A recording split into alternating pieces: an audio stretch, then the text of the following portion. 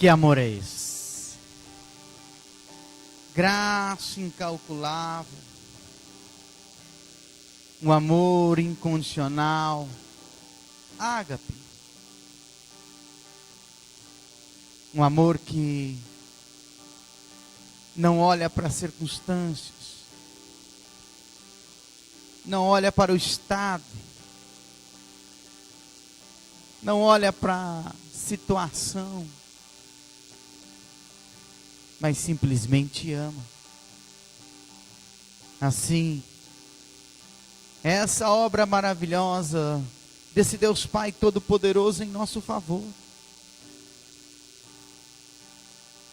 nos concedendo teu Filho amado, como nosso único caminho, verdade e vida. Como é bom entender, compreender e viver esse amor. E expressá-lo a partir do momento que recebemos ele. A árvore, para ter vida, tem que frutificar. Árvore sem fruto para nada presta, para nada serve. A função da árvore é ser e dar frutos. A função da videira é dar fruto, da figueira é dar fruto. A função da árvore é frutificar. E por isso que Cristo Jesus disse que Ele é a videira. E que nós fomos enxertados na videira. E que se estamos na videira, o próprio Deus, pela sua palavra, nos limpará, para que continuamos dando fruto. E fruto que permaneça. O Senhor está de olho na qualidade dos nossos frutos. Obrigado por esta manhã, por esse domingo, por esse dia 30 de abril, Senhor. Nos permite ter mais um dia de fôlego de vida. Que sejamos gratos e tementes a tudo que o Senhor tem feito por nós. É o que eu oro em Cristo Jesus. Na tua presença, Deus Pai. Que a tua palavra fale conosco e que venha a verdade da tua palavra sobre a nossa vida.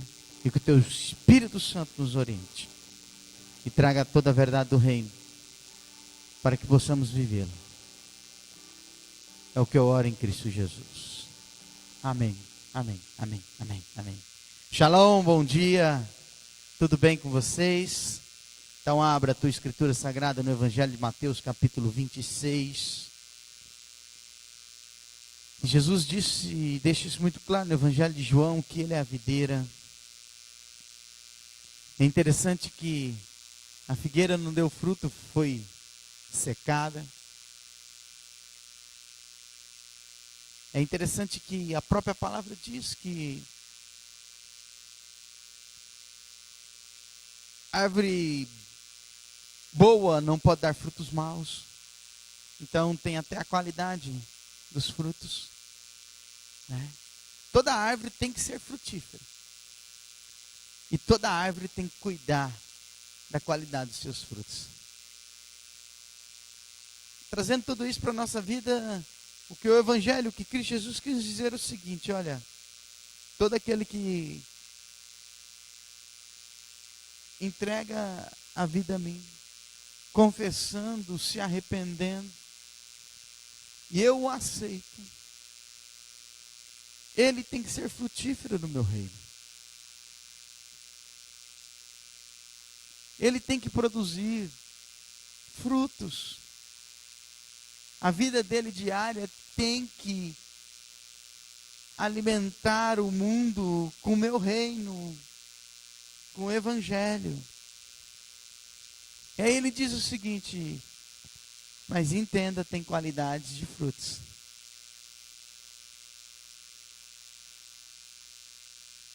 E o interessante é que para continuar dando fruto que agrada o reino celestial, tem que ser limpo.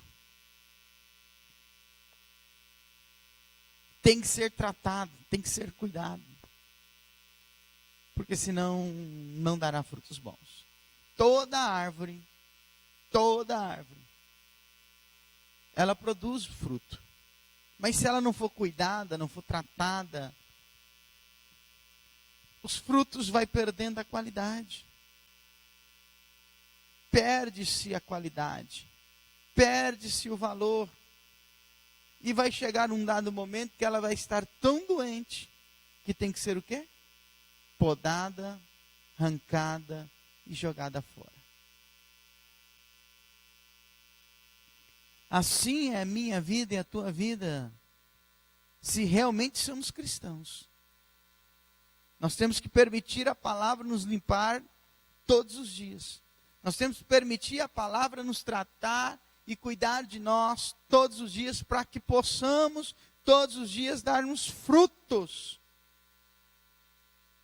Frutos bons que permanecerão. Só estamos aqui hoje porque alguém lá atrás entendeu isso. Só estamos aqui hoje porque alguém lá atrás, chamado apóstolos e discípulos, compreenderam isso. Que era necessário ter uma vida toda no Evangelho, toda no reino de Deus, se quisesse que aquilo que eles estavam proferindo, declarando, ensinando, frutificasse. Eu tenho certeza que nenhum de nós, se Pedro, Paulo, André, Tiago, João e outros tantos que vieram, Filipe, Estevão e outras tantas que vieram, Maria e outras tantas que vieram, se elas não tivessem uma vida realmente no reino, eu duvido se alguém queria Jesus Cristo. Se o próprio Cristo Jesus não desse fruto que permanecesse, se o próprio Cristo Jesus não aceitasse o propósito de Deus para a vida dele, eu duvido se alguém queria ele. Evangelho é vida. Amor não é condição, é vida. É só olhar para aquilo que Deus fez. Não amou por palavras, não amou da boca para fora, não amou porque era reconhecido, não amou porque recebia recompensa, não amou porque era agradado. Muito pelo contrário, amou aqueles que o rejeitavam, que pecavam, que o excluía, que não estava nem um pouco preocupado com as tuas palavras, com os seus mandamentos e com as suas verdades. Então, amor não é condição, é vida. Se alguém quer ter uma vida eterna, tem que ter uma vida de amor, de renúncia, de entrega. Tem que ter o Evangelho como vida.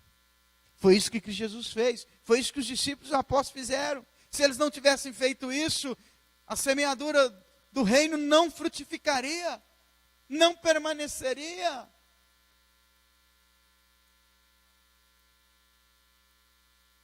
Agora, temos que escolher, urgentemente.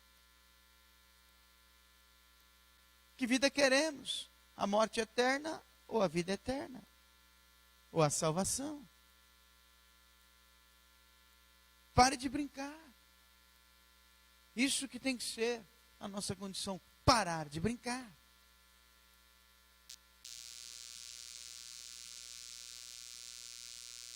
O que precisamos está em Cristo Jesus. O que necessitamos está em Cristo Jesus. Então olha o que aconteceu no capítulo 26 do Evangelho de Mateus. A partir do versículo 1. Tem certas condições que a gente tem que começar a analisar a respeito da nossa vida. Quando Jesus terminou essa conversa com os seus discípulos disse-lhes: como vocês sabem, a celebração da Páscoa começa dentro de 2 dias. E o Filho do Homem será o quê? Entregue e crucificado. Que conversa é essa que Mateus fala no versículo 1 do capítulo 26? Que conversa anterior é essa? Justamente sobre vida eterna. Justamente sobre uma vida, o amor como vida.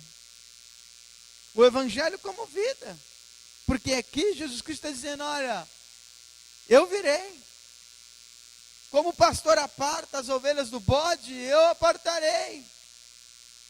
Uns colocarei à direita, outros à esquerda. Aqueles que não me ouviram, aqueles que não me serviram, aqueles que não saciaram a minha fome, a minha sede, aqueles que não me visitaste, aqueles que não me deste vestimenta para matar o meu frio, aqueles que não fizeram nada para ninguém. Não é digno do reino. Ou seja, Jesus Cristo está dizendo, olha, a nossa vida tem que ser uma vida de servidão. As nossas atitudes sempre têm que alcançar a vida do próximo com benefícios. Evangelho é isso. As palavras que saem da minha boca têm que alcançar a vida das pessoas com benefícios. E que benefício é esse? Benefício de vida eterna. Benefício de cura. Benefício de salvação. O servir o próximo tem que ter a intenção de ele compreender que existe uma vida eterna. As pessoas estão servindo o próximo com a condição somente terrena. Estão querendo mudar a vida da pessoa terrena. Esquece. Olha que interessante. Um dia, todos nós iremos. Você um dia já teve tataravô, bisavô? Sim ou não? E hoje eles estão conosco? Não. Passaram. Já foram. Agora a pergunta é: o que deixaram de vida eterna para os seus semelhantes? Para os seus entes queridos, para as pessoas que suaram um rosto para deixar uma estrutura, só que só deixaram estrutura física, terrena. Cadê a estrutura eterna? Espiritual. Então Jesus Cristo está dizendo justamente, Mateus traz no capítulo 25 justamente sobre vida eterna. Haverá o dia a qual serão apartados. Agora imagine, eu construo uma família e no dia do juízo ela se aparta de mim. Ou eu vou para o inferno, ou elas vão. Que coisa! Sempre declarei amor a esta família. Sempre fiz tudo para que tivesse o melhor. A melhor condição. A melhor estrutura, porém só terrena. Esqueci de apresentá-los à vida eterna. Ou eu apresentei a vida eterna, mas não vivi ela. Ela não foi encontrada na minha vida. Quando o Senhor esquadrinhava o meu coração, os meus pensamentos, a palavra dele não era encontrada. Ou seja, eu ensinava, eu falava, eu declarava somente da boca para fora, mas o meu ser não vivia. A minha alma não era alimentada. Eu não era purificado pela palavra. Então a Escritura Sagrada continua dizendo o seguinte: Jesus Cristo é que fala, eu serei crucificado. Jesus Cristo é que fala, esse é o plano de Deus para salvar a humanidade da morte eterna. Esse é o único foco de Deus, nos salvar da morte eterna. Esse é o único plano de Deus. E para isso acontecer, ele teve que entregar Jesus Cristo. Alguém teve que morrer. O Filho teve que ser dado.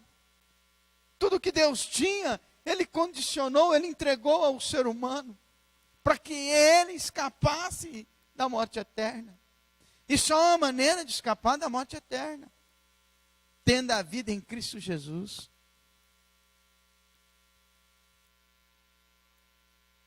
Então a Escritura Sagrada continua dizendo, naquele exato momento, os sacerdotes principais e outros oficiais religiosos dos judeus estavam reunidos no palácio de Caifás, o sumo sacerdote, para discutir meios de prender Jesus, sem o povo que saber e matá-lo. Mas não durante a celebração da Páscoa, concordaram eles, porque assim haveria uma revolta entre o povo. Jesus seguiu dali para Betânia, para a casa de Simão leproso. Enquanto ele estava comendo, uma mulher entrou com um frasco de perfume muito caro, um frasco de alabastro, e o derramou sobre a cabeça de Jesus, quando ele estava o quê? Reclinado à mesa. Os discípulos, ao verem isso, ficaram revoltados. Por que jogar dinheiro fora? Disseram eles. Ela poderia ter vendido esse perfume por uma fortuna e ter dado dinheiro o quê?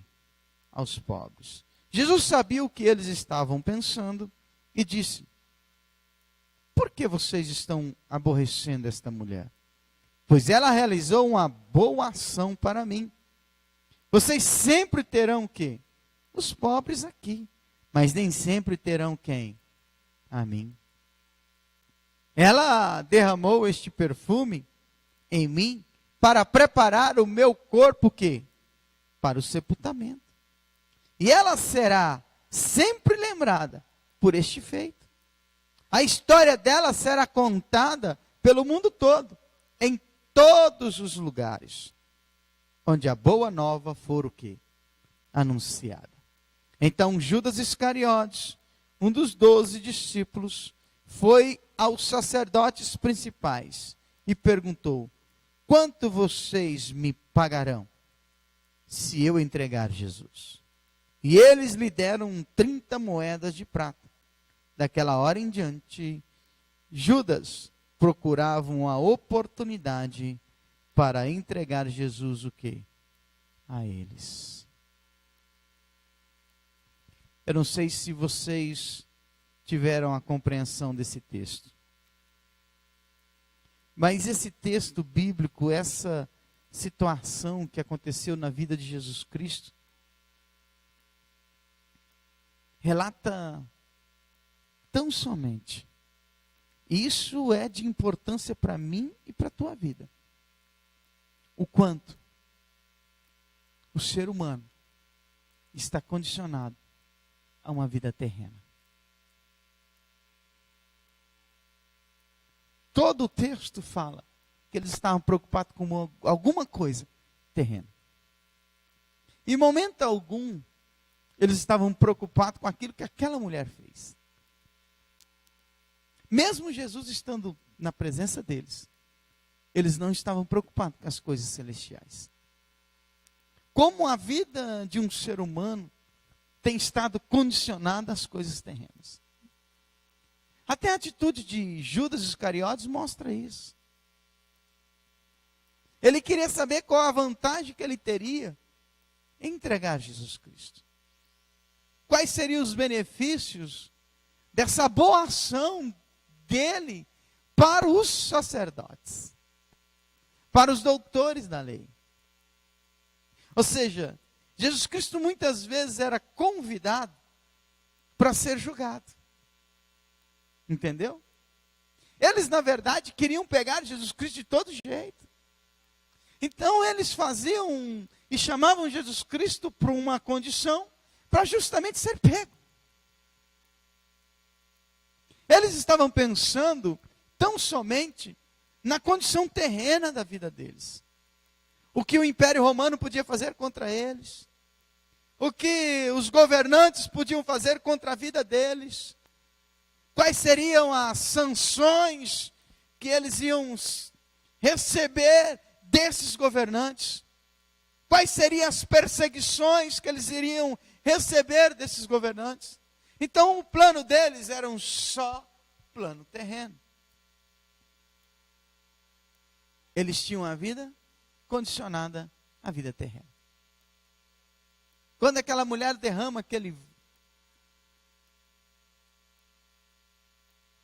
alabastro, aquele óleo caríssimo, mas caríssimo,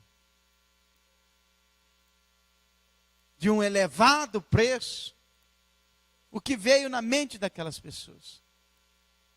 Podiam vender e dar a quem? Aos pobres.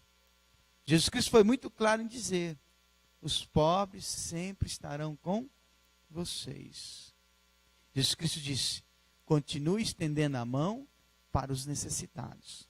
Continue fazendo algo para os pobres. Não abandone a pessoa necessitada. Não despreze a necessidade de ninguém. Muito pelo contrário. Faça algo para que ela seja suprida. Ou seja, a condição, essa estrutura, sempre estará conosco. Mas o grande problema não é essa estrutura de sempre estar conosco. É a gente nunca perceber que existe uma vida eterna. E condicionar a nossa vida sempre nas coisas terrenas. O enredo é isso. O testemunho aqui deste evangelho, deste capítulo, é esse. Focado nas coisas terrenas. Buscando só as coisas terrenas. Tentando diminuir os erros nas coisas terrenas. E nunca olhando para as coisas celestiais. Lucas 7 traz a história também. E Lucas 7 traz um relato mais detalhado, a qual Jesus Cristo fala que os muitos pecados da mulher foi perdoado porque muito amor. Marcos 14 diz que o valor daquele vaso de alabastro, daquele unguento caríssimo, era de 300 denários, 300 dias de trabalho braçal da época. Ou seja, eles estavam condicionados e olhando simplesmente para a estrutura física e terrena. Em momento algum, eles estavam olhando para uma pessoa que estava reconhecendo Cristo Jesus como Senhor e Salvador. Que pegou aquilo que ela tinha adquirido durante, vamos colocar aqui, como diz o texto, 300 dias de trabalho. E foi lá preparar o corpo de Jesus Cristo para a sua crucificação e o seu sepultamento. Eles não estavam preocupados que os muitos pecados seriam perdoados. Eles não estavam preocupados que uma vida ia ter um nome escrito no livro da vida. Eles não estavam preocupados que quando Cristo Jesus voltasse, aquela mulher estaria à direita de Jesus, a qual ele diria: bendita filha minha.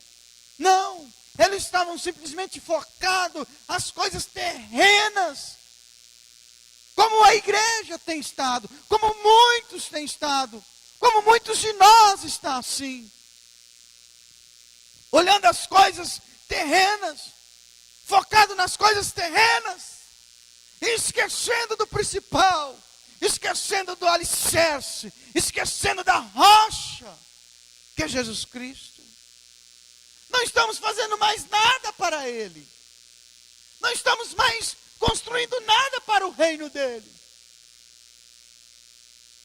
O que importa hoje é ser reconhecido, é aparecer, é estar em evidência, é saber qual é a quantidade do ganho, dos dividendos, dos valores.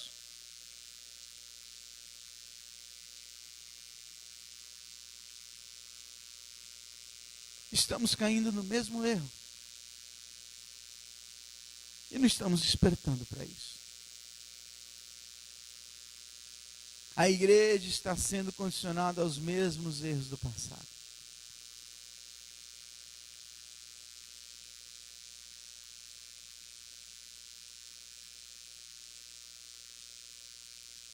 Ou seja, Judas questionou o porquê daquele unguento, o porquê daquele vaso de alabastro, o porquê daquele perfume caríssimo, o porquê derramar e jogar fora 300 dias de trabalho. Podia dar aos pobres, mas ele mesmo estava querendo dinheiro. Ele mesmo estava condicionado a isso. Por isso que quando ele viu aquilo, se espantou, se irritou, se entristeceu, se encheu de ira, e disse que podia ser vendido e dado dinheiro aos pobres. Ou seja, a vida dele era condicionada ao dinheiro. Entenderam? A traição para ele tinha um preço, e ele queria recebê-lo. A morte de Jesus Cristo tinha um preço para aquelas pessoas, a liberdade, e eles queriam ficar livres de Jesus, porque eles queriam continuar na vida terrena, eles queriam ser confortados pelas benéficias que eles recebiam do governo do Império Romano. Eles queriam continuar assentando como autoridades da época. Eles queriam ocupar os primeiros lugares. Eles queriam ser honrados nas esquinas. Aí chega um tal de Jesus Cristo e diz que tem que amar, renunciar, servir. Aí chega um tal de Jesus Cristo e diz que Ele é o Senhor, o Salvador, o Rei, o Messias.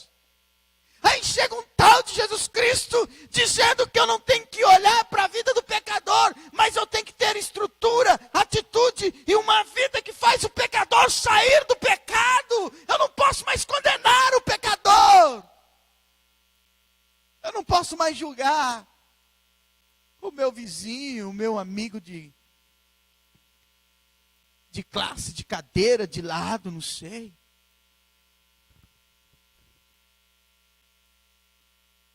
E aquela mulher entendeu tudo isso. E aquela mulher entendeu que ela tinha uma vida eterna. E aquela mulher entendeu que o valor da vida dela era muito precioso para se perder na morte eterna. E aquela mulher entendeu que alguém havia confiado a ela uma alma, a sua própria. E a sua própria alma é eterna. E aquela compreendeu que agora ela não podia mais, ao bel prazer da natureza carnal e terrena da vida dela, matar a alma dela, apodrecer a alma dela, machucar, ferir a alma dela. Ela entendeu que ela não podia mais ter aquela vida. Ela foi no dono da vida. Ela se prostrou diante do Senhor da vida. Ela se prostrou diante daquele que era o único que podia fazer ela se tornar de novo filha de Deus. Pela doação que ele faria da vida dele na cruz em favor dela. A gente não entende que alguém confiou a nós uma alma, a nossa própria. A gente não entende isso. Deus confiou em nós. E um dia Ele vai querer esse fôlego de vida de volta.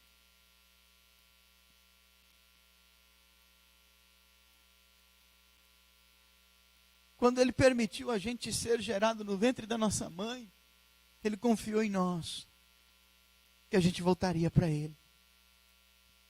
Por isso que Ele disse lá em Gênesis, oh glória, para Adão, cultivar e cuidar da terra.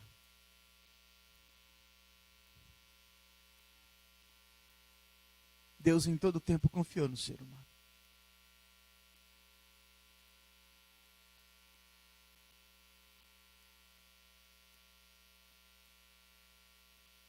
Lá Deus já havia dito para Adão, a sua passagem aqui é rápida.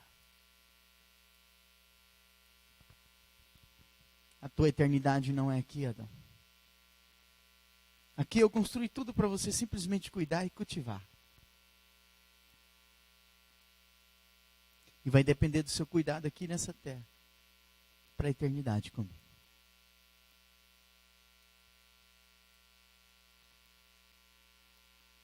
E aquela mulher entendeu.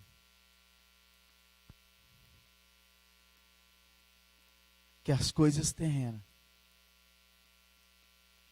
impediam ela de chegar até Cristo Jesus.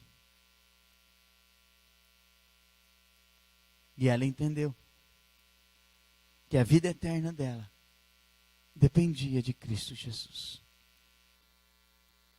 E por isso que ela pega o que para ela era de grande valor e entrega para Jesus Cristo. Derrama em Cristo Jesus. Sabe por que ela faz isso? Porque aquilo não tinha valor para ela. O maior valor que ela, e o maior valor que tinha a ela, condicionado a ela, não era o alabastro. Era Cristo Jesus. Por isso que aqueles que estavam lá ficaram espantados, porque a vida deles, a condição da vida deles era terrena. Eles pensavam no aqui. E 300 dias de trabalho para aquela época era um dinheiro muito bom. Então eles estavam condicionados. A vida terrena, dizendo, puxa, 300 dinheiro, 300 denário, 300 dias de trabalho, braçal, olha o que eu consigo, olha o que eu posso comprar, olha o que eu posso adquirir, olha o que eu posso fazer. E para ela, isso não tinha valor nenhum. Porque o maior valor para ela estava diante dela. E por isso que aquilo que era valor para os outros, para ela, não tinha valor. Porque o maior valor, para ela, era preparar Cristo Jesus para o seu sepultamento. O maior valor para ela era Cristo Jesus se tornar Senhor da vida dela. Aceitar ela como serva. Aceitar ela como filha. Aceitar ela como discípulo. Ou queira você o quê? Esse era o maior valor da vida dela. Para a vida dela. Porque ela vinha entendendo as coisas terrenas, as coisas espirituais, as coisas celestiais. Ela sabia que a vida dela não era só aqui. E que Deus confiou a ela a alma que ela tinha. E ela tinha que preparar a alma dela para encontrar com o dono da alma dela. Eu e você estamos preparando a nossa alma para encontrar com o dono dela? O que nos importa, qual é o valor que nós temos? O valor eterno ou terreno? Se é terreno, está indo tudo bem. Porque as coisas terrenas se preocupam só com aquilo que foi falado ali. Posição, ódio, dinheiro. Só isso. Mais nada. Mais nada. Posição, ódio, dinheiro, benefício, interesse próprio. Para que eu venho à casa de oração? Para que eu oro? Para essas coisas? Não vamos ter, tá? Porque elas são terrenos. Deus não quer nos dar coisas terrenas. Ele quer nos dar coisas eternas. Coloque sobre os vossos pés e vamos orar. Pense um pouco sobre isso. Analise um pouco sobre essa verdade. Chegue em casa e medite de novo nessas escrituras, nesses versículos, nessa passagem bíblica.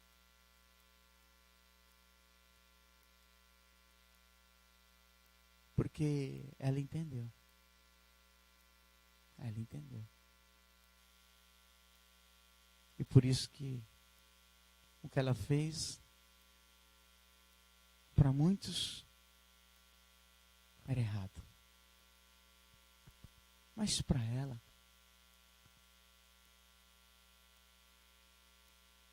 o maior valor ali não era o preço. Era ungir Jesus Cristo. E por isso que o preço ficou zero. Porque o maior valor era ungir o Senhor dela. Pai querido, te louvamos e te agradecemos por esta palavra deste domingo de manhã, Senhor. Como o Senhor nos surpreende, como o Senhor nos ensina, como o Senhor nos mostra, como o Senhor nos direciona, como o Senhor nos relata a verdade, como o Senhor nos dá a direção da tua justiça, como a tua palavra sempre nos desperta, Senhor. Que frutos têm sido encontrados em nós, Senhor. Se os frutos bons têm sido encontrados em nós, é porque o Senhor está nos limpando pela tua palavra. É porque nós temos permitido a tua palavra nos limpar, nos poldar, cuidar de nós, nos mostrar o nosso estado e nos trazer arrependimento, conversão. Ah, Senhor, aquela mulher entendeu. Por mais que julgassem o Senhor, dizendo, se Jesus Cristo soubesse quem ela era, uma pecadora, por isso que ela não é profeta, porque não sabe. E aquele que estava duvidando de ti, o Senhor ainda ensinou ele, falou, Simão, presta atenção. Deixa eu te fazer uma pergunta, Simão. Aliás, deixa eu te contar uma historinha. Tinha um credor que tinha 2 devedores.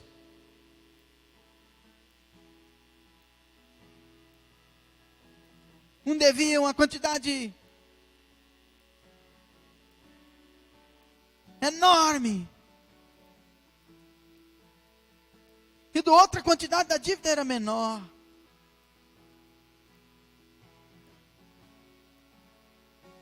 Um tinha condições de pagar e o outro não tinha.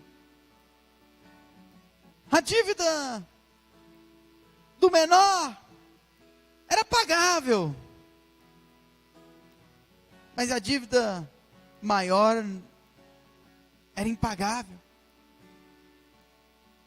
E o credor perdoou os dois. Simão, a pergunta é, depois dessa história,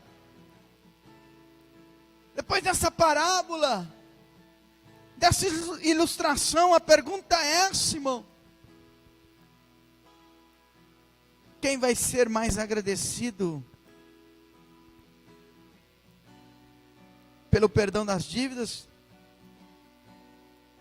E Simão leproso disse: ó Senhor, aquele que foi mais perdoado, aquele que devia muito mais. Aí Jesus Cristo olha para a mulher e diz: então, Simão, ela entrou e vocês julgaram, já condenaram ela, mas sabe por que os muitos pecados que vocês estão julgando e condenando ela, estão sendo perdoados hoje? Porque ela muito me amou.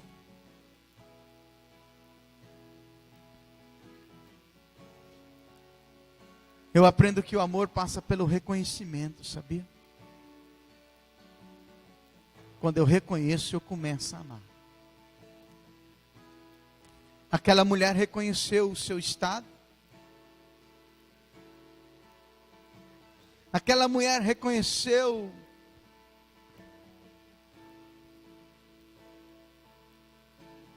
o seu final. E ela reconheceu o seu Senhor. E por ter reconhecido o seu Senhor, o estado e o final dela foi mudado. Assim é Cristo Jesus, assim é o reino dos céus. Quando nós começamos a reconhecê-los, o nosso estado e o nosso final é mudado. Senhor, obrigado pela tua palavra. Senhor, obrigado pela tua verdade. Obrigado por esse domingo maravilhoso.